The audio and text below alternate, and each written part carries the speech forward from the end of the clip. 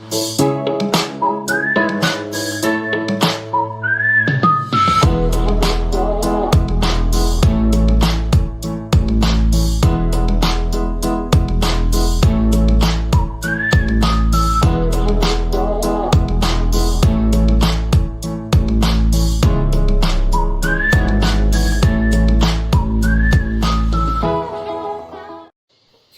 hola, muy buenas tardes en Chile, buenas tardes también desde Miami, 2 horas de diferencia y 6 horas con Génova, desde donde está Gloria Mulet. Estamos iniciando un nuevo Auténticas del Sur con un interesante invitado, con un tema en el cual debemos profundizar. Esta es una semana de elecciones en Chile, hemos estado muy al tanto de la política, no vamos a hablar de política en este programa en ningún caso, pero ser ciudadano va más allá de decir: no quiero que haya delincuencia, quiero tener buenas oportunidades de salud, quiero que hayan buenos colegios. Ser ciudadanos es también preservar nuestro planeta, hacer algo desde nuestra privacidad para contactarnos con otras personas que les interesa el tema del cambio climático, que les interesa dejar algo para las futuras generaciones. Y ese va a ser precisamente el tema de hoy. Le doy el pase inmediato a Gloria Mulet desde Italia, que nos va a presentar a nuestro interesante invitado para hablar de ciudadanos y clima.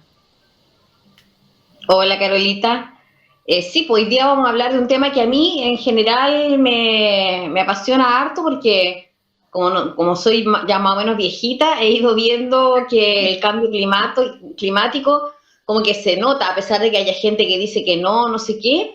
Yo, desde que vivo acá en Italia, por ejemplo, yo nunca había escuchado de las trombas marinas o de estos como remolinos que ya entran a la ciudad desde el mar y dejan la embarrada, y ahora son cada vez más frecuentes. Bueno, y en Chile tampoco yo había escuchado mucho y ahora también se escuchan en Chile. Entonces hay una serie, y es cosa de ver los desastres naturales que quedan en ciertas partes también, como para que uno se dé cuenta de que algo está pasando. Entonces, ¿qué mejor que hablar de este tema con alguien que está dedicado a un ingeniero que un poco como que ha estudiado este tema? Están en con un grupo de personas que están realmente haciendo ver, dando a conocer todos los problemas que tenemos. Así que saludo muy cordialmente a Hernán Silva, ingeniero civil, que es miembro además de Ciudadanos y Clima. Y ahí nos va a explicar un poco en qué consiste Ciudadanos y Clima, qué es lo que hacen, y le vamos haciendo después preguntas al respecto. Bienvenido, Hernán, que además está en Ensenada en estos momentos. Exactamente, estamos en la región. Hola Carolina, hola Gloria. Bueno, muchas gracias por la invitación. Y espero que sea un espacio entretenido donde yo pueda responder consultas y podamos intercambiar ideas. Y bueno, yendo directamente al tema, Ciudadanos y Clima es una ONG que partió como una agrupación de ciudadanos de amigos. Nosotros partimos en mayo del 2019, esto fue antes incluso del estallido social, que empezamos a contactarnos a través de Twitter. Y alguien lanzó la idea, que era Alejandro Núñez, que es nuestro líder, es un veterinario que vive en Porvenir, Tierra del Fuego, dijo: ¿por qué no organizamos algo desde el sur del sur? Y fue tan espontáneo que muchas personas dijimos: ya, hagámoslo. Y eso fue en mayo. En noviembre de ese año organizamos un primer coloquio presencial. En esa época, donde contamos con la colaboración de muchas entidades y en particular de la Universidad de Magallanes. Y fue un éxito total. Y continuamos después, hicimos un coloquio el 2020 y ahora un coloquio el 2021. Y bueno, 2020 y 2021 virtual, obviamente por las condiciones de la pandemia, pero con mucha participación, con mucho éxito. Y este último encuentro, que fue el del año 2001, ya tuvo un tema bien específico, que fue los océanos. Y específicamente como los océanos del sur, ¿no? Claro, se abocaron a los... Y además yo en una entrevista que te escuché decías que en general los océanos han sido como un tema como de poca preocupación. Exactamente. Bueno, no, y además el océano con Argentina, yo también escuché sus coloquios, pero antes quiero que les cuentes a nuestros televidentes, porque se ve tan lindo tu fondo, que estás en una casa rodante en Ensenada. ¿Nos puedes mostrar un poquito como le hicimos antes de salir al aire? ¡Qué entretenido! Ahí se ve algo, sí, sí. Ah, claro, estás con el techito ahí, mira. Ahí se ven algunas instalaciones. Bueno, y la casa rodante y mi bicicleta. Claro, la vemos también, se veía ahí la atrás. bicicleta ahí atrás. Claro, trato de minimizar la huella de carbono, porque además mover una casa rodante genera huella. Entonces, la verdad es que una vez que la instalo, yo no ando trasladándome de muchos lugares, sino que como que me establezco en lugares, y desde ahí todo lo hago, trato de hacerlo caminando en bicicleta. ¿Y esto lo haces solo o vas con tu pareja, con amigos? ¿Desde cuándo lo haces? Con mi esposo Marcelo Domínguez, sí.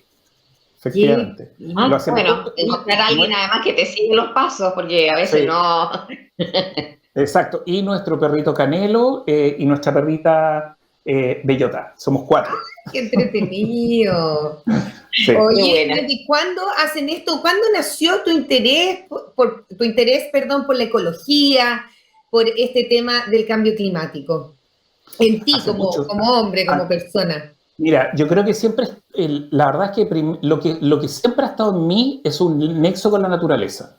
Y eso principalmente se lo debo a mis padres. Desde niño, a los 4 años, mi papá me agarró y me sacaba, él era cazador en esa época, pero era la excusa para salir a la naturaleza. Entonces hacíamos excursiones, subíamos y bajábamos quebradas, me enseñó a reconocer los pájaros por su vuelo, por el canto, por la forma de sus nidos, por la forma de los huevos. Yo sé identificar los árboles nativos, mirando la hoja, el tronco. Todo eso fue una enseñanza preciosa de mi padre principalmente, y la verdad es que recorrer la naturaleza al final marca porque uno reconoce olores, reconoce sonidos, reconoce experiencia. Y la verdad es que siempre estuvo esa conexión con la naturaleza. Y después, ya siendo profesional, yo trabajé en transporte. Entonces yo llegué a estar a cargo de la coordinación de transporte de la región metropolitana por mucho tiempo. Y yo trataba de buscarle la arista sustentable, la arista ambiental. Y me costaba harto, porque desde el Estado cuesta mucho cambiar las cosas. Además que resulta caro, supongo. Claro, y ahí empecé a buscar, de alguna manera, cuál era como el contexto. Y una vez que llegué a cambio climático, nunca más lo solté. O sea, me di cuenta que, tal como decía Gloria, hoy día cambio climático debería ser contexto de todo, porque es algo tan grave, y es cambio climático y crisis ecológica. Después puedo explicar las diferencias, que la crisis ecológica es aún más grave que el cambio climático, y es de lo que menos se habla. Ay, expliquemos al tiro, ¿te parece? La pérdida vamos a ir profundizando después en la conversación. Es la pérdida de biodiversidad. La pérdida de biodiversidad, básicamente es eso. Esa es la crisis ecológica que estamos viviendo, producto de la agricultura, de todas las actividades humanas, en fondo. Entonces, que estamos destruyendo los bosques, que estamos contaminando los océanos, que estamos contaminando el aire, que estamos haciendo agricultura, ¿no es cierto?, con pesticidas, y eso, todo eso mata la vida, mata los insectos, mata los animales, y todo lo que se llama la cadena trófica, que en el fondo uno sabe que los animales están encadenados en su forma de alimentarse. Si tú matas un eslabón de la cadena, destruyes la cadena completa. Entonces, yo me di cuenta de lo grave que era eso, y la verdad es que desde ahí siempre pongo eso como contexto. Entonces, si hago un estudio de transporte, el transporte está en un contexto de cambio climático y de crisis ecológica. Si yo planteo un proyecto de espacio público de ciudad, está en un contexto de cambio climático y crisis ecológica siempre. Entonces ahí como que no lo solté nunca. Y el año 2015 recibí un llamado, un contacto, y me invitaron a hacer un curso y ser parte de una fundación que se llama Climate Reality Project, que es la fundación que dirige el ex vicepresidente de Estados Unidos, Al Gore, con sede en Canadá. Y viajé a Canadá, hice todos los cursos y soy un voluntario de esa red desde esa época. Y a partir desde este año ya pasé de ser voluntario, soy mentor, porque ya llevo 2 años trabajando en eso, y todo esto es puro voluntariado. Aquí claramente esto está desde el corazón, desde el alma también, y con mucha fuerza. Sí. Oye, hablando de Al Gore, yo me acuerdo lo tenía en DVD, incluso lo tengo por ahí, Una verdad incómoda, este documental donde él comenzó hace años, mire, yo no recuerdo si estaba en el colegio o en la universidad, pero como sea, fue hace muchos años. Sí. Y me acuerdo que me impactó muchísimo, donde él predecía un poco todo lo que ya estaba ocurriendo e iba a ocurrir. Creo que se ha concretado y se ha cumplido tal cual como lo pronosticaban, y por lo tanto lo que de ahora se proyecta en adelante va a ser así. Ahora, ¿cuál es tu opinión al respecto? Eso es lo que yo veo de afuera. No sé, tú que, oye, ¿conociste al Gore? ¿Estuviste con él? Sí, sí. ¿Y es tan especial como se ve en el documental? Claro, ¿no? Él es un personaje de un magnetismo tremendo. Cuando hice el curso, lo hice con él. En esa época, el equipo, digamos, que hacía las clases era él, sus equipos técnicos, y el IPCC, que es el grupo de científicos que asesora a las Naciones Unidas en materia de cambio climático. Más una serie de voluntarios y expertos y gente que ellos seleccionan por todos lados. Pero también nos pasó algo muy, muy increíble. De hecho, hay una nota en Chilevisión CNN que en el primer coloquio que nosotros hicimos de Ciudadanos y Clima, que fue el 2019, coincidió la fecha en que nosotros hicimos el seminario grande, porque el coloquio son varios días, coincidió con un evento que organiza anualmente Al Gore y nos invita a todos los voluntarios a concentrarnos. Pero ese año él cambió la estrategia, y la estrategia fue elegir a 5 o 6 presentaciones en el mundo, y en esas presentaciones Al Gore dijo: yo los voy a contactar en vivo, directamente voy a hablar con ustedes. Y el día que yo llegué, me acuerdo, a Punta Arenas para participar del coloquio, enciendo mi celular y todo el mundo me estaba llamando, yo no sabía por qué, y la presentación mía había sido elegida, y por lo tanto Al Gore nos contactó en vivo y nos habló o sea, fue por audio, digamos, pero en vivo, a toda la audiencia que estaba ese día de Ciudadanos y Clima, más toda la gente de Tierra del Fuego, Chile y Argentina, en el auditorium de la Universidad de Magallanes. ¡Wow! ¡Qué emocionante! Oye, bueno, ¿y qué decía Al Gore? Bueno, la verdad es que para responder lo anterior... ¿Cuál es la situación actual? Para responder lo anterior, la película que él hizo tuvo un hito muy importante, porque la película es del 2006. Y él pronostica que iba a ocurrir prontamente una catástrofe producto de un huracán de escala inimaginable, y que iba a destruir Nueva York. Entonces, además, él en la película simula, ¿no es cierto?, con expertos que simulan, ¿no es cierto?, cómo el mar iba a subir y iba a entrar a la isla Manhattan e iba a destruir todo. Y resulta que eso fue el 2006. Y el 2012 llega el huracán Sandy. De hecho, yo estuve en Nueva York una semana antes. Yo me salvé de Sandy por una semana. Y recordemos que Sandy destruyó Nueva York. Y hay un comparativo entre el plano que simuló el 2006, que mostró Al Gore en la película, y hasta dónde ingresó el mar dentro de la ciudad. Y la verdad es que las diferencias son casi nada, es como muy poco. Entonces, la verdad es que generó un impacto muy grande. De hecho, yo cuando hago presentaciones muestro las imágenes de la predicción del año 2006 y las imágenes reales de Sandy 2012. Wow, oye, ¿y vieron esta semana lo que ha pasado acá en Estados Unidos? En 8 estados, un tornado que ha, pero realmente arrasado todo. Hoy tenemos un comentario, Alejandro Núñez Guerrero. Un abrazo grande de Tierra del Fuego, Alejandro. Gracias por estar con nosotros. Él es nuestro líder y nuestro mentor. Perdón. Ah, qué bueno. Sí. Oye, sí, yo me preguntaba precisamente, ¿por qué murió tanta gente? ¿No lograron como avisarles que venía este huracán y salvarlos de alguna manera, Carola? ¿Está ahí muteada? Ah, está hablando por teléfono, parece, sí. No, a mí eso me llamó mucho la atención, pero como dice la Carola, no tan solo en Estados Unidos, acá en Italia, en el sur de Italia, en Sicilia, ha llovido una cantidad, pero así que, por ejemplo, los expertos decían, la tierra está incapacitada en este minuto de recibir más agua, porque no va a absorber nada más, y hay como derrumbes, y los ríos se salen, y es terrible, realmente. Yo viví casi 6 años y acuérdate cuando fue el aluvión y después otro, Y algo está pasando, eso está clarísimo. Lo mismo cuando volví a vivir en Puerto Varas después de 10 años, el clima había cambiado y también en Italia lo decían que los inviernos eran diferentes. O sea, ahora, la pregunta es, ¿siempre han existido cambios?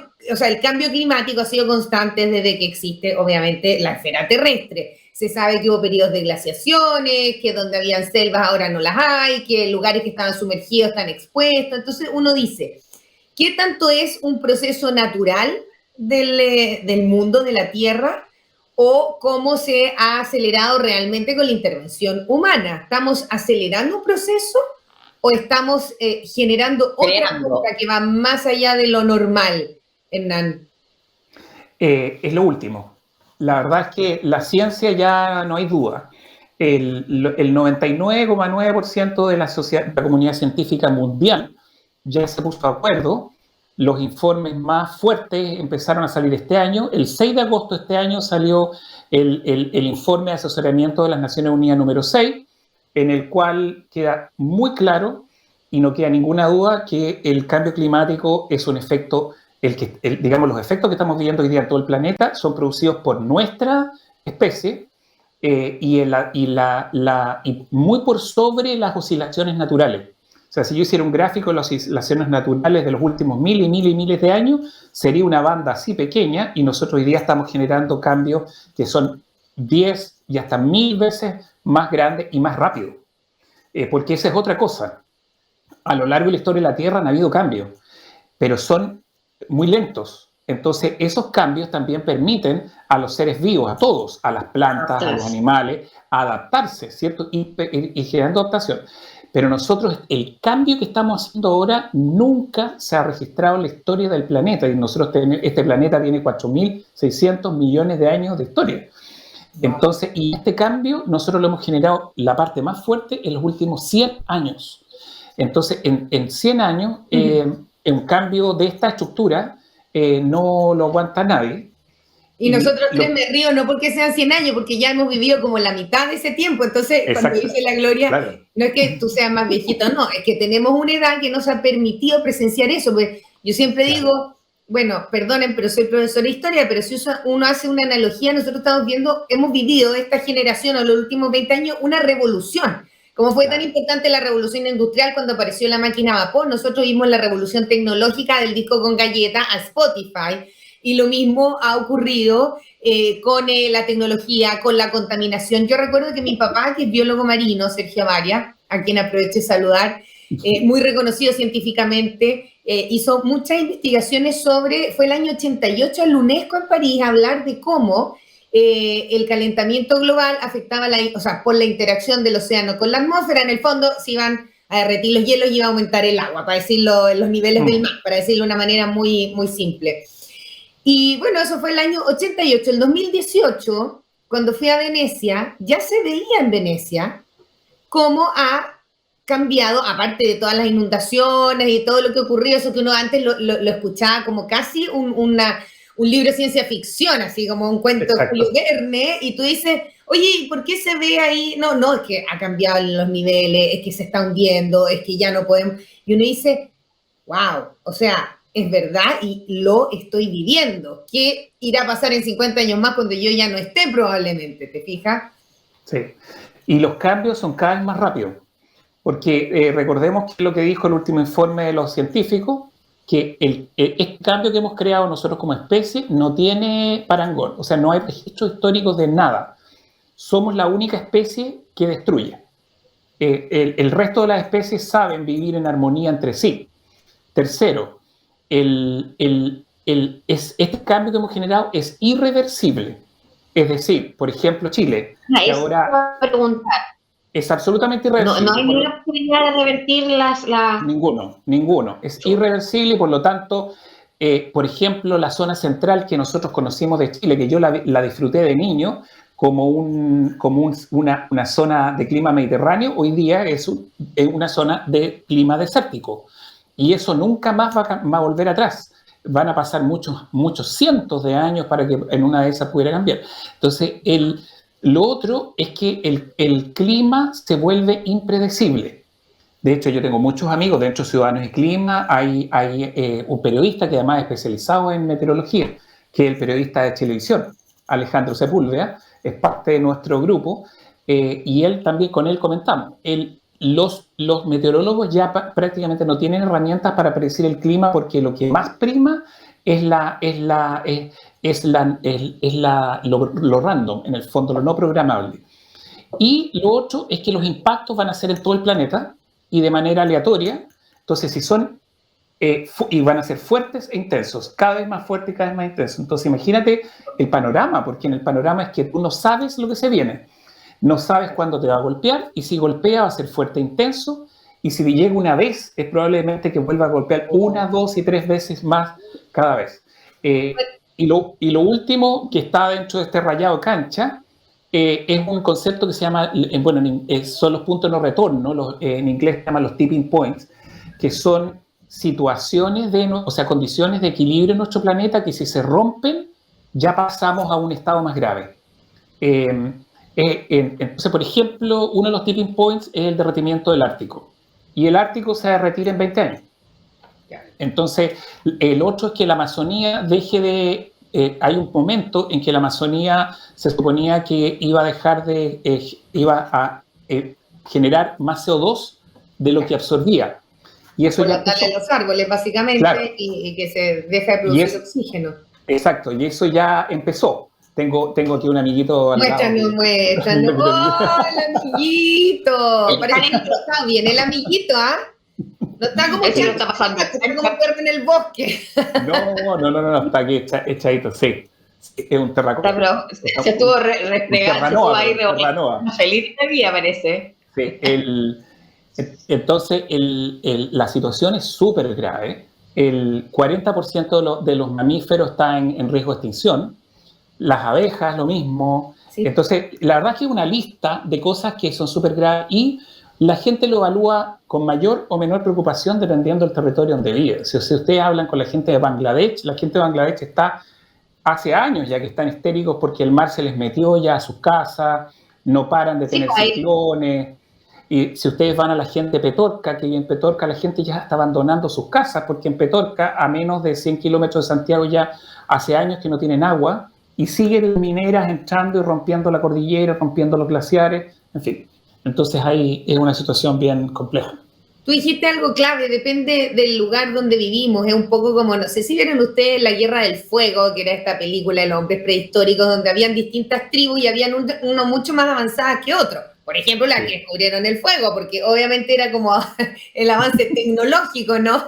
Entonces, hoy en día, si vemos la humanidad, vemos que en el Amazonas, a pesar de la tala de bosque, todavía hay indígenas que viven como lo hacen desde miles de años, digamos. Sí. Por otro lado, vemos los países desarrollados o el tercer mundo, con toda su inversión en armamento, en tecnologías súper desarrolladas para cualquier cosa menos para salvar el planeta.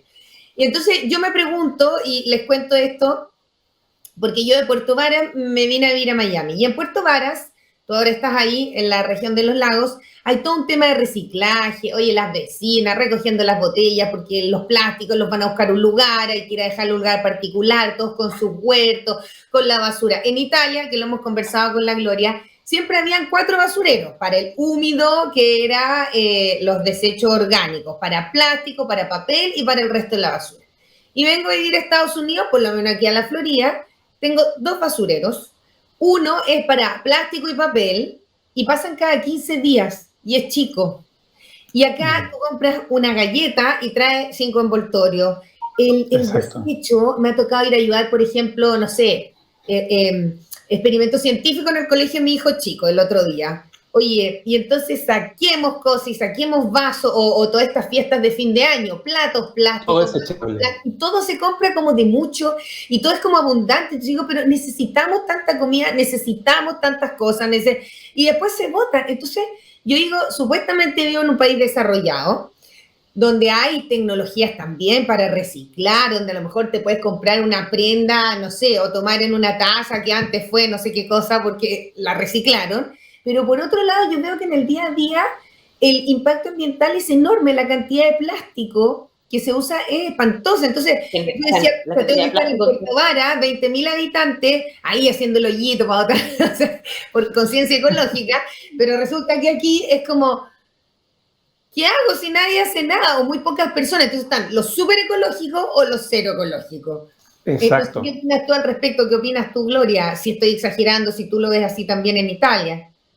Digamos, yo siempre he dicho que aquí en Italia, a pesar de que existe la posibilidad, igual también hay mucha gente que no recicla nada, que les da exactamente lo mismo. Pero yo siempre soy una que, como te decía, yo la otra vez cuando hablábamos con la niña de Greenpeace, yo reciclo incluso el aceite que saco de la lata de atún. Tengo ahí un frasquito en el lavaplato más o menos y cada vez que abro una lata de atún voy llenando y cuando se me llena el frasco lo llevo a una parte especial. Pero encuentro que tal como tú dices, yo además encuentro que los países como grandes países que deberían preocuparse son los que más contaminan y los que menos les interesa el tema, porque ellos no pretenden nada, o sea, no pretenden cambiar ni un ápice sus costumbres, sus maneras de producir, sus maneras de generar energía, etcétera. Sí, mira, estoy en la mitad de un libro que apunta al problema de fondo, la forma en que vivimos. O sea, de hecho, yo siempre soy un crítico cuando voy a todos los seminarios de cambio climático y plantean, y tenemos que luchar contra el cambio climático. Yo lo primero que digo es que el cambio climático es un efecto. Cuando uno está en una crisis, es como cuando tú tienes tu hijo que tiene fiebre. ¿Qué es lo que hace? Tomas a tu hijo, lo llevas al doctor porque tú quieres saber por qué tiene fiebre. Claro. El doctor probablemente te va a preguntar algunas cosas, lo va a examinar y va a diagnosticar, ¿cierto? Y una vez que sepa, va a decir, bueno, esto es una infección o es una bacteria, y ese es el problema. Cuando dice, tenemos una infección en el niño estomacal, por ejemplo, o este niñito tiene una bacteria en tal parte, y ahí el tratamiento, ¿no es cierto?, que será un antibiótico, ¿no es cierto?, un antiviral, lo que sea. El cambio climático no es un problema, es un efecto. ¿Y dónde está el problema? Acá. En la forma en que vivimos. Y eso nadie lo dice. Ustedes leen mundialmente en la prensa o todos los encuentros internacionales y ponen el cambio climático como el objeto de análisis, el foco de lo que hay que combatir cuando eso es un efecto. Y eso es súper negativo porque esconde la verdadera culpabilidad. O sea, ¿dónde está realmente el problema? Y el problema está en la forma que vivimos. Y si lo tenemos que traducir, esto significa en la forma como viajamos, en la forma como comemos, en la ropa que compramos, en la casa que tenemos. Todas las decisiones diarias de nosotros como especie son tremendamente destructivas y claramente mucho más destructivas en los países más desarrollados y claramente en los países que más lideran, digamos, el problema, que es Estados Unidos, India y China, por sobre todo esos casos. Son los tres países. Claro. Entonces, si tú comparas comparativamente per cápita, por ejemplo, miren, en cifras, un chileno, la huella de carbono, digamos, emite 5 toneladas de CO2 al año. Ese es un promedio chileno, 5. En Estados Unidos son más de 23 toneladas, o sea, casi más de 4 veces lo que un chileno emite. Y resulta que ahora en los acuerdos internacionales, los países ricos se niegan a ayudar a los países más pequeños para poder ayudarlos, digamos, a disminuir las emisiones que ellos están generando. Entonces, el problema más grande acá, y las grandes cifras están en la forma como generamos energía, en la forma como nos transportamos, en el tipo de comida que comemos, porque dado que somos principalmente muchos consumidores de carne y arroz y soya, que son los elementos más destructivos del medio ambiente. O sea, si ustedes tuvieran una imagen satelital antes de los consumos masivos de soya, carne y arroz, y lo compararan con hoy día, verían la cantidad de bosques que se han perdido, que son equivalentes a miles de campos de fútbol por día, para generar, ¿cierto?, campos, que es un poco lo que ha hecho Bolsonaro en Brasil. Ahora es maximizar la cantidad de campos para tener ganado y cultivar soya, y eso, bueno, trae muy activa la economía. Pero la pérdida de... Perdón, Hernán. Perdón, una pregunta, pero el cultivo, ponte tú, de arroz o el cultivo de soya, el problema que provocan principalmente es que tú le estás quitando tierra a bosques o cosas por el estilo, no el cultivo en sí. Son dos problemas. Ya. La soya es unidimensional, es decir, claro, el daño ecológico se produce por la pérdida de bosque para poder tener más hectáreas, digamos, de cultivar soya. Pero en el caso de la ganadería y el caso del arroz, tiene un efecto doble, porque la ganadería también requiere espacio, y por lo tanto tú restas bosques para generar áreas de crianza y restas bosques para generar áreas de cultivo de arroz. Pero el cultivo de arroz y la crianza de ganado genera metano. Y el metano es el gas más dañino en efecto del cambio climático. Lo que pasa es que el metano dura menos que el CO2. El CO2 dura cientos de años. El metano dura menos. Pero por eso hago la diferencia entre arroz, carne con soya. Porque tiene un efecto doble esos dos componentes. Pero ¿por qué la siguen produciendo? ¿Por qué la siguen vendiendo? Porque uno dice, bueno, si no hay, no puedo comprar. Entonces, ¿qué puedo hacer yo como ciudadana? Porque mientras haya demanda va a haber ciudadanos y cambio climático. Entonces, yo como ciudadana hago un esfuerzo, no compro esto, no lo consumo, reciclo, pero si después el Estado hace todo lo contrario, uno dice, ¿para qué? Te fijas, habrán algunos muy comprometidos que lo seguirán haciendo, pero habrán otros que se decepcionan en el camino a lo mejor, que se pierden la fuerza o que dicen, bueno, ¿para qué si estoy solo en esto? Sí, bueno, mira, la verdad es que para generar cambios a la escala que se requieren acuerdos entre todos los países, entre todas las naciones, porque el efecto individual de los ciudadanos, bueno, siempre cada granito de arena suma, pero aquí se requieren acuerdos de gran escala. Y eso ha sido muy difícil. Pensemos que en la última COP, ¿no es cierto?, 26, se quiso abolir el uso ya del carbón, definitivamente, que es uno de los mayores contaminantes, y no se pudo. Entonces, por lo tanto, estamos, digamos, las cosas que tenemos que hacer de manera urgente están tomando mucho tiempo. Por otro lado, los problemas se nos están viniendo encima y nos están diciendo que el tiempo se acaba. Ahora, desde el punto de vista ciudadano, esto igual se ve, porque yo no sé si era en el entorno de ustedes, pero yo trabajo con esta gente joven. De hecho, yo soy tata de mi oficina, pero la mayoría de la gente hoy día, de los chicos que yo conozco, son vegetarianos. O vegetarianos o veganos, y es una tendencia que ha aumentado, y no es por moda, porque si tú les preguntas es porque ellos saben, digamos, que el consumo de carne tiene un efecto dañino en el medio ambiente, y por lo tanto lo ven desde ese punto de vista. También lo ven desde el punto de vista de la ecología, un poco para no apoyar una industria que dañe a los animales, por ejemplo. Entonces, es una tendencia importante. Ustedes mencionaron el reciclaje. Yo también, la idea también hoy día es las recomendaciones. Yo conozco mucha gente que está consciente de esto. Siempre, por ejemplo, comprar local.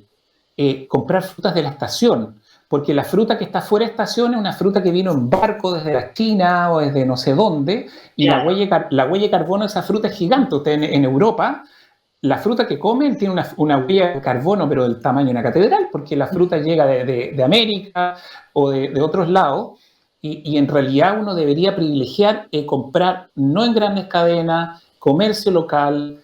Ojalá los productos que no vengan envasados, que es lo que comentaba Carolina, que en Estados Unidos es impresionante. La cantidad de plástico que le ponen a todo, cuesta mucho encontrar, pero hay. Entonces, uno también como ciudadano y como consumidor también puede ir castigando, ¿no es cierto? Decir, no, esto no lo voy a comprar, pero esto sí, y privilegiar lo que sea un poquito más ecológico.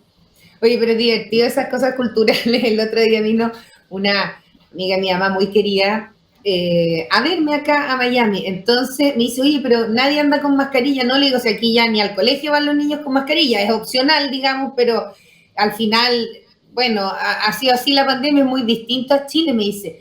Y me dice, oye, y cuando usas mascarilla, porque en algunos casos la puedes usar, ¿verdad? Me dice, le cortan los hilitos antes de botarla. Yo le digo, ¿para qué le voy a cortar los hilitos? Me dice, para que no se ahorquen los animalitos en el mar. Y yo la miré y me dio como risa y le dije, es broma, no, me dijo, ¿en serio? Sí. Y yo le dije, o sea, jamás había pensado en eso, ¿te fijas? Y yo, qué bien que lo haga, pero es como que vives en la contradicción constante. En el caso mío, que he vivido en la Patagonia, en Italia y en Estados Unidos, o sea, he estado en los 3 continentes, 3 culturas, qué sé yo, es tan diferente. Entonces yo decía que increíble que en Chile, con todo lo que se preocupan, además están preocupados los animalitos en el mar que no se ahorquen, acá yo creo que olvídate, o sea, no sé si han pensado eso o no.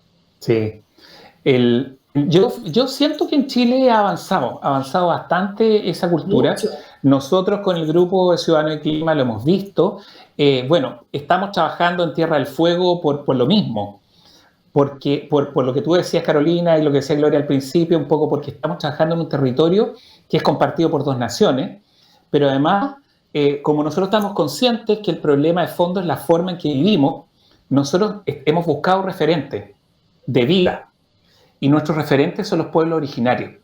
Y nosotros, todos los coloquios que hacemos, Sí, incorporamos y hacemos las oberturas y las despedidas, hacemos la obertura y los cierres con los pueblos originarios, ni siquiera con las autoridades regionales ni locales. ¿Por qué? Porque en el fondo ellos son un referente de cómo vivir sin contaminar. Nosotros trabajamos, o sea, estamos digamos, coordinándonos, trabajamos codo a codo con el pueblo Cahuéscar, con el pueblo Selknam y con el pueblo Yagán, y son pueblos que han vivido ahí 11.000 años. Y después de 11.000 años no han contaminado nada. Entonces, nosotros en menos de 100 años tenemos un planeta destruido.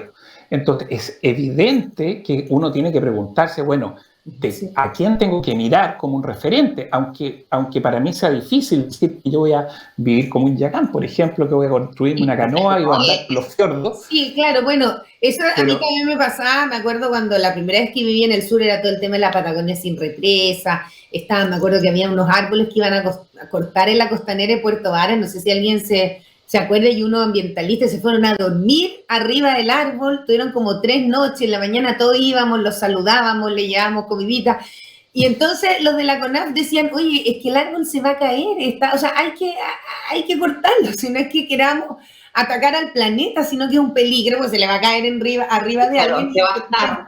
¿te fijas? Entonces yo varias veces, no sé si decir discusiones, pero yo decía, oye, ya, si eres tan ambientalista entonces, y tan no sé qué, yo le decía, perdonen, pero decía, anda a vivirte a puto pelado en la Patagonia y sin nada, precisamente como vivieron nuestros aborígenes, pero métete al agua gélida, marisca, o sea, sé consecuente, porque es fácil alegar, pero también te gusta estar calentito, tener internet, tener las comodidades. Entonces, y a mí también me gusta. Yo encuentro que lo tuyo, Monte, tú eres un ejemplo, me acordé de eso porque es perfecto, porque uno no puede ser tampoco tan extremista, igual estamos en el siglo XXI.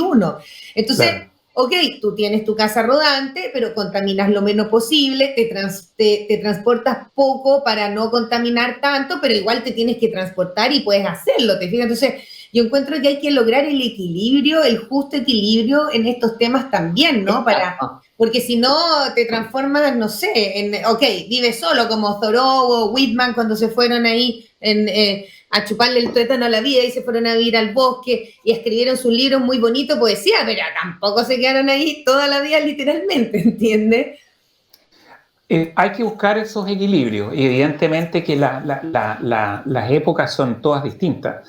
Ahora, un tema que me gustaría comentar es que a mí siempre me dicen, bueno, ¿y cómo podemos salir de este problema? O sea, reconociendo que tenemos un problema grave y que es muy grave, y además lo que a mí más me duele es que encuentro que socialmente, o sea, generacionalmente es de una injusticia tremenda, porque a mí no me da lo mismo sentir que yo viví un Chile sin contaminar, ríos prístinos, que pude disfrutar la naturaleza y que en 2 generaciones más eso no lo van a poder hacer. Una niña que yo conozco que tiene 23 años, hace pocos meses me dijo, yo no voy a tener hijos porque no quiero que a los 15 años ande mendigando agua. Y es verdad, y eso va a ocurrir. Entonces, cuando escucho a una persona joven decir eso, yo digo, ¿qué injusticia más grande? Porque en realidad los que vivimos la década de los 50, 60, 70, no sé qué, pudimos pensar en tener hijos o no, pudimos ver la posibilidad de tener familia o no, viajar o no, pero cada vez más y cada vez más rápido, las opciones de los chicos jóvenes, de las generaciones que vengan, van a ser menos. Entonces van a tener menos oportunidad y cada vez más problemas. Ahora los alimentos se van a ir a las nubes, los precios. El planeta entero está en una crisis logística de provisiones. Yo no sé cómo es en Italia, en Estados Unidos, pero en muchas partes ya no llega el metal, ya no encuentras madera, el precio del petróleo ya no va a parar nunca más de subir, porque ya el pic se logró en 2019. Acá en Chile ya se anunció que el precio del pan va a subir mucho porque el calentamiento global está generando, ¿no es cierto?, que la producción de trigo está disminuyendo y por lo tanto al haber menos trigo el precio aumenta y al aumentar el precio, ¿no es cierto?, eso impacta en el pan.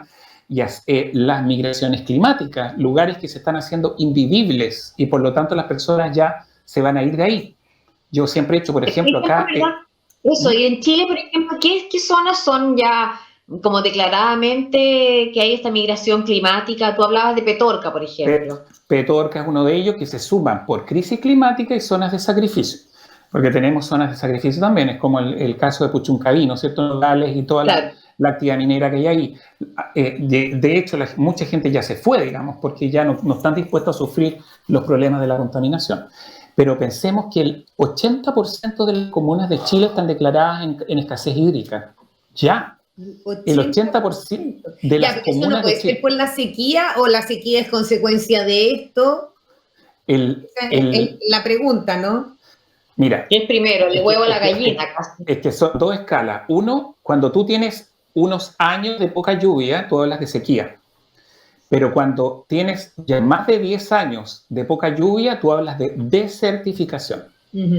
Y Chile Central se está desertificando.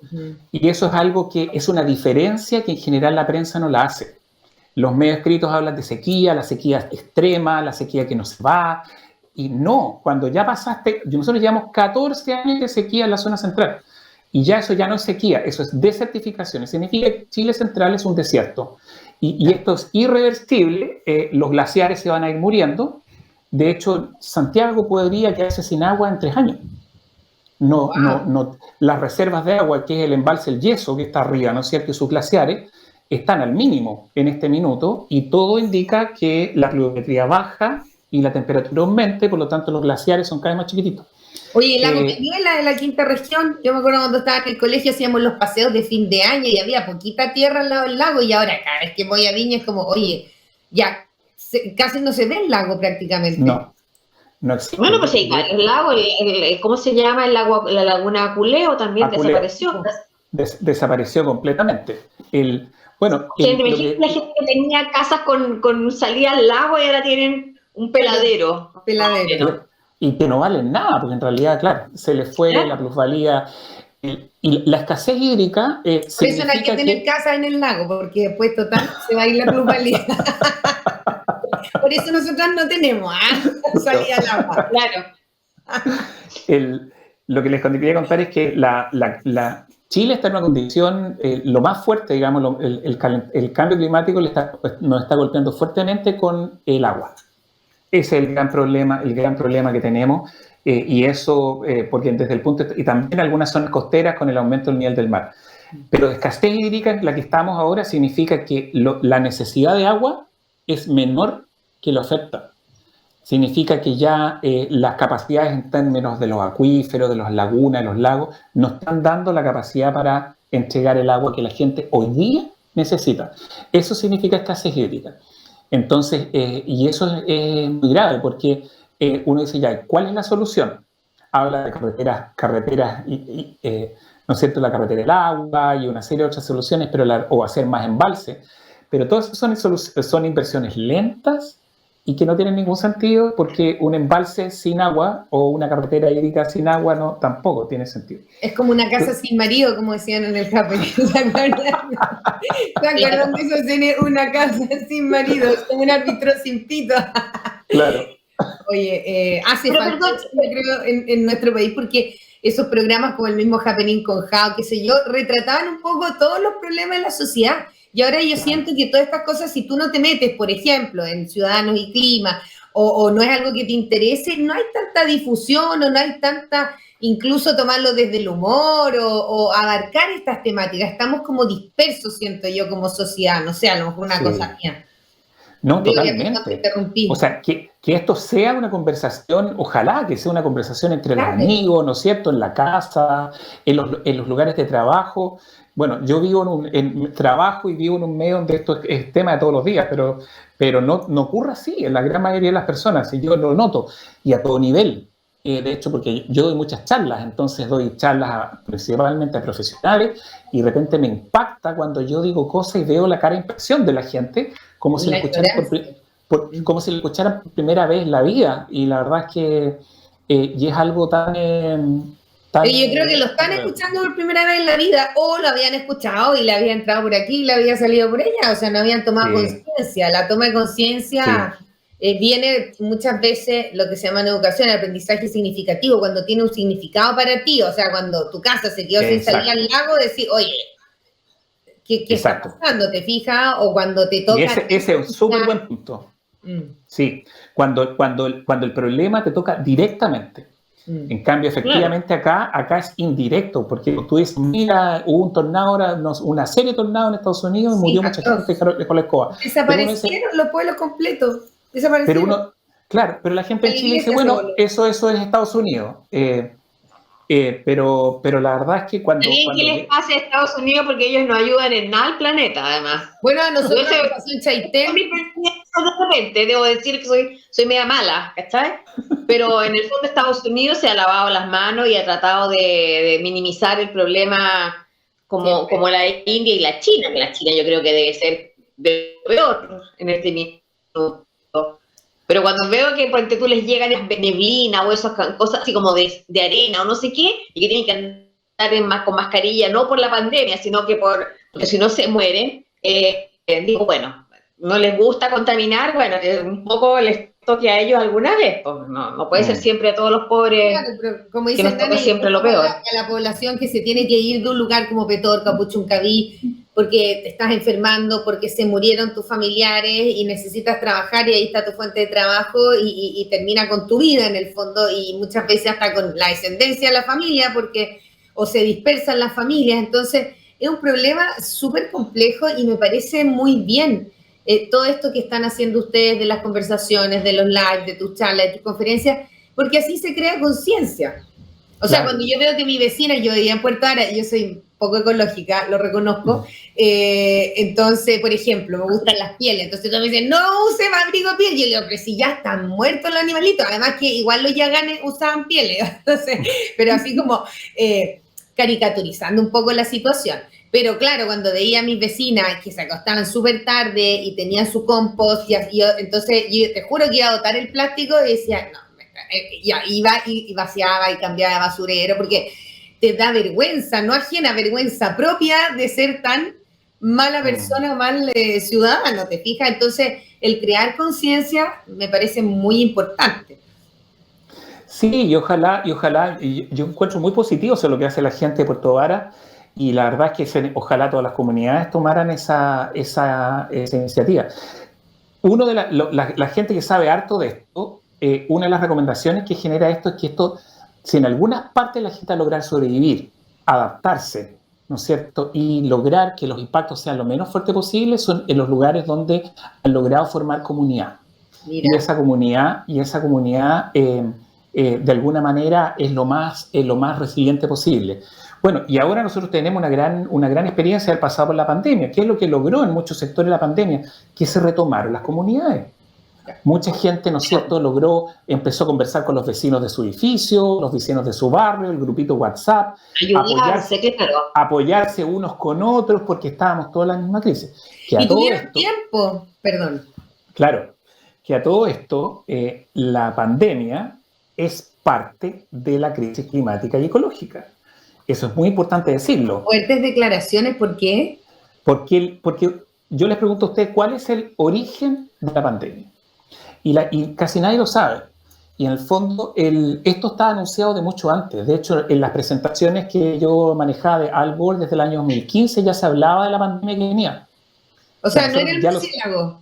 No, nosotros ya lo sabíamos. Entonces, ¿cuál es el problema? El problema es que nosotros los seres humanos, para alimentarnos, generamos lo que se llaman granjas de animales.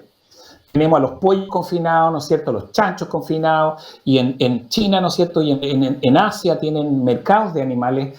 Nosotros los tenemos como por especie, pero en realidad ellos los tienen por mezclados, todos mezclados, culebra, y al lado hay un murciélago. Bueno, resulta que entre los animales se comparten virus. Eso es muy normal. Pero cuando tú confinas a los animales, los sacas de su ambiente natural y los confinas, ese virus salta más rápido y por lo tanto muta más rápido. Y cuando muta más rápido, puede llegar, por ley de probabilidades, puede llegar un momento en que ¡pum!, salta y contagia en humanos, porque mutó de manera que contagia en humanos. Y ese fenómeno se llama zoonosis. Y eso fue lo que pasó. Hubo un proceso de zoonosis por los mercados que los chinos tenían para alimentarse, ¿no es cierto?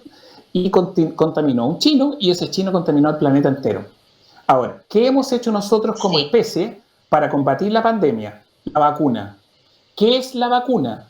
La vacuna combate el síntoma. Pero pregunto yo, ¿estamos preocupados de combatir el origen del problema? Lo mismo que mostré yo en el libro recién. No. De nuevo, como especie, nos preocupamos solo de combatir los efectos, pero no los orígenes verdaderos de los problemas. Entonces, si nosotros no queremos más pandemias, ¿qué deberíamos estar haciendo? Eliminando todas las granjas de animales, o sea, todas las formas de criar animales de manera confinada. Claro. Y como dices tú, si hay una comunidad que tiene sus propias granjas, porque eso es lo que pasa en el sur. Está el espacio y hay más tiempo porque la vida es más lenta y porque puedes dedicarte a eso. Ahora, no pasa lo mismo en Puerto Montt, que es como la ciudad más industrial, donde no hay tiempo, donde no hay tanto espacio y donde te demoras en ir de un lugar a otro. Entonces, hay muchos factores que también influyen. Y yo me doy cuenta, por ejemplo, cuando digo, ya, vamos a comer súper bien, y de repente no me da el tiempo y estoy muerta de hambre, y aquí no hay nada que tú puedas comprar orgánico, natural, rápido. Terminas comiendo comida rápida porque tienes hambre, porque no has comido y porque es lo único que puedes pasar. Entonces, es como un círculo vicioso porque tú dices no, pero si entras en el sistema, el mismo sistema dice ya, por una vez la excepción, cuando la idea es no hacer excepciones. Y los que no hacen excepción y tienen su animalito, su pollito y reciclan y todo, es porque viven lejos del sistema. Claro. Casi, no sé si decir aislado, pero lejos y tiene su cosa sustentable, pero es el trabajo, te fijas, y muchas veces es uno el que lleva la plata y el otro el que se dedica al reciclaje. Entonces, es difícil como sociedad. Ahora, ¿qué pasa con los países que siempre decimos más, no sé si desarrollado económicamente, pero culturalmente, la Europa del Norte, estoy hablando, no sé, Suecia, Finlandia, Noruega, que son como mucho más evolucionadas, encuentro yo, en todos los aspectos?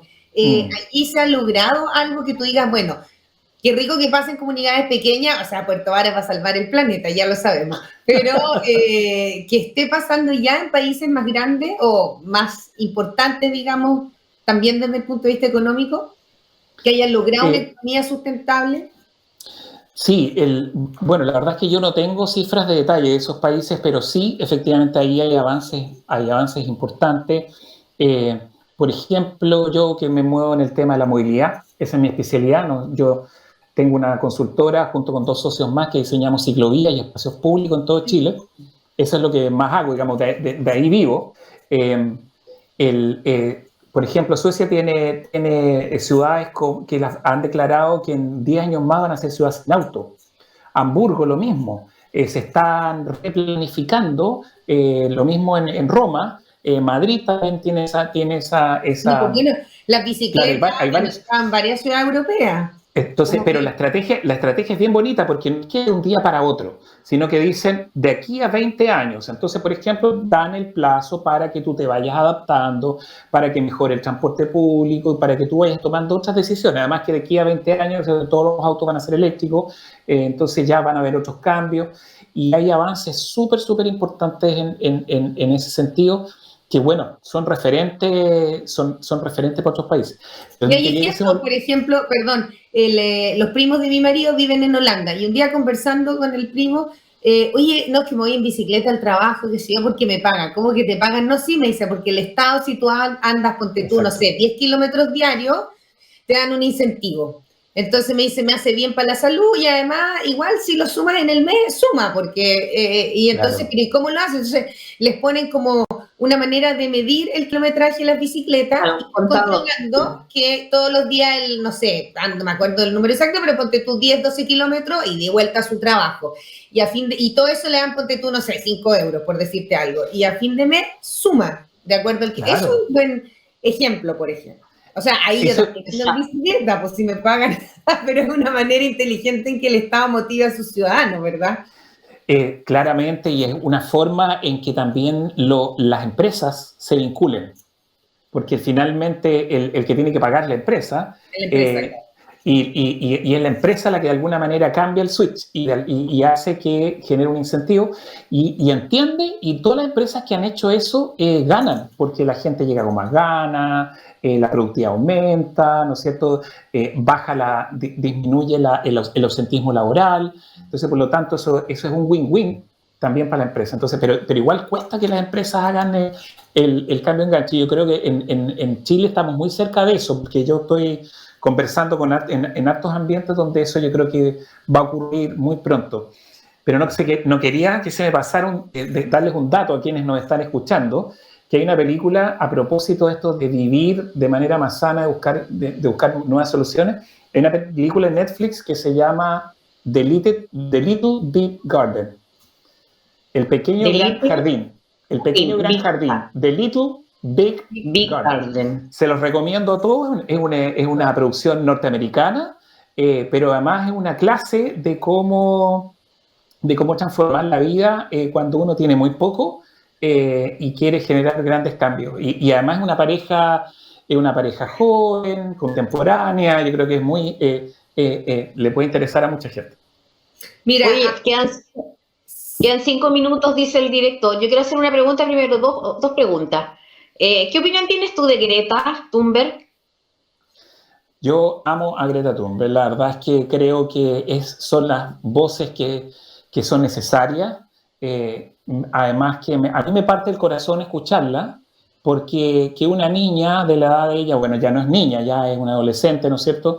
Pero de la edad de ella, que esté preocupada de luchar como ha luchado, lo encuentro injusto, pero necesario, porque está claro que se necesita, si la ciudadanía no golpea la mesa, el planeta no va a digamos, la crisis va a llegar muy, muy fuerte.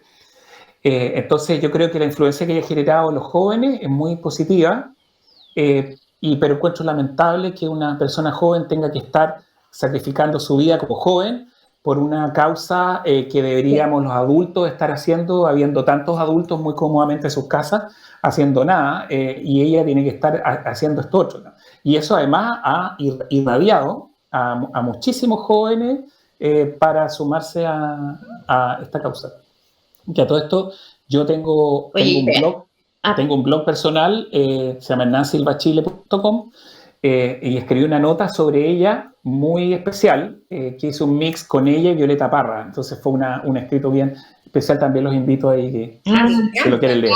Tengo dos cosas aquí, The Little Big Garden, para ver que es como vivir mejor con plantas, ¿no es cierto? Pero la serie Netflix. ¿Y cómo se llama tu blog? hernansilvachile.com. Hernán Silva Chile. Ya, te vamos a seguir. La otra pregunta, Gloria, porque se nos acaba el tiempo. No, exacto, no. Amamos a Greta. No, lo que yo quiero saber un poco, lo que te había planteado al principio un poco, ¿qué esperan ustedes que pueda aparecer en la nueva Constitución relacionado con el tema ambiental? Bueno, principalmente que la Constitución tiene que ser una Constitución ecológica y ya está tomando esa forma. Además que, bueno, tiene las bases para hacerlo, ¿no es cierto? Es la primera Constitución paritaria del mundo, ¿no es cierto? La incorporación de los pueblos originarios. Es muy diversa la convención. Pero dentro de esa diversidad hay un mínimo común denominador mayoritario, porque también no hay mayoría absoluta, de que tiene que ser ecológica, y eso significa que la naturaleza está primero y nosotros somos parte de la naturaleza. Que es justamente uno de los grandes problemas. La forma en que vivimos es que nosotros nos creemos la punta del escalafón de toda la vida en el planeta y creemos que todo gira alrededor nuestro. en circunstancias que nosotros deberíamos considerarnos como parte de un elemento más de la naturaleza y tratar de vivir en el mayor equilibrio posible y hacia allá apuntar. Hay varias experiencias mundiales, pero yo creo que Chile va a dar pauta en eso. Ojalá sea así entonces.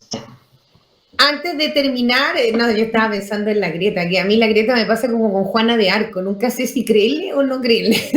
Como si les creo su argumento, pero siempre me entra la duda por cómo habla. Pero, bueno, ya, ese es otro tema, pero de alguna manera aceptando obviamente lo que ella hace, que es súper importante para la humanidad, y como tú dices, que las nuevas generaciones estén presentes y muevan, es generar conciencia, la manera que lo hagan no importa, lo importante es lo que puedan provocar, aunque sea por admiración o por rechazo, pero provocan cosas. Y eso yo creo que es súper importante. Ciudadano y Clima, ¿dónde lo seguimos? ¿Dónde te encontramos? ¿Qué es lo que quieres que seguimos primero? ¿Tu Instagram? ¿Qué hacemos? ¿Qué hacemos, Hernán? ¿Qué hacemos? Ciudadanos y Clima nos pueden seguir en Twitter, en Instagram, YouTube también, ahí están todos los coloquios que hemos hecho. Prontamente estamos a punto de sacar un sitio web especial de nosotros. Todas las cuentas de redes sociales, ahí estamos y nos pueden seguir. Qué bueno. Oye, ha sido muy interesante conversar contigo. Me encanta además lo abierto que eres, porque de alguna manera como medio tenemos que representar las distintas opiniones. A mí me toca a veces ser un poco abogada del diablo. La Gloria no tiene filtro, pero yo creo que es así como hay que conversar, ¿verdad? Porque de alguna manera, y tú eres como el ejemplo a seguir, muy consecuente. Te felicito por tu consecuencia. Gracias por todo lo que estás haciendo en este voluntariado maravilloso. Y bueno, ojalá que este programa sirva. Mira, aquí tengo también mi aporte al planeta. Y tengo que ir a buscar a la perra al veterinario, que se mejoró, Gloria, casi se me muere la perrita. Así que bueno, se murió ella, que estaba llorando el otro día que se moría su perrita, y no se murió. Se me cayó el gato, bueno, vivió. Oye, así que, nada, felicitaciones, me encanta verte ahí con tu marido, con tus perritos, en Ensenada, y bueno, a lo mejor incluso hasta te puedes encontrar o contactar con gente de Puerto Varas, precisamente, o del mismo Ensenada, que hay personas muy interesantes viviendo allí cerca, muy interesadas también en este tema. Fantástico. Y dejo a todo el mundo invitado, a ustedes y a los que nos escuchan, nos ven. El próximo año el coloquio del tema va a ser el agua y el ciclo del agua. Tremendamente importante, aprovechando que tenemos presidentes y tenemos autoridades que dicen que el agua se pierde cuando llega al mar. Queremos marcar un punto, digamos, para educar con ese concepto. Este año fue el océano, el próximo año va a ser agua y su ciclo del agua. ¡Ah, qué bien! Bueno. ¡Bravo, bravo! Bueno, Glorita, nos despedimos. Te doy el pase para que te despides. Gracias por todo tu aporte como productora, como periodista, cada semana con interesantes invitados. Hernán, ya sabes, como medio vamos a estar, te vamos a seguir y cuenta siempre con nosotros para la difusión. Muchas gracias. Muchas gracias. Y yo muy agradecida a Hernán. Muy agradecida a Hernán, que además voy a decirlo, él es primo de una compañera mía de la universidad. Y siempre en el chat de la universidad nos mandaba como, basta. Y yo ya al segundo dije, ya, a ver, voy a preguntarle a la Rosita cómo lo puedo ubicar, y me dio todos sus datos y por suerte aceptó al tiro participar en nuestro programa. Primo, que está hablando el primo, y le encantó lo que hablaba el primo, ¿viste? Claro. Esperemos que le haya gustado.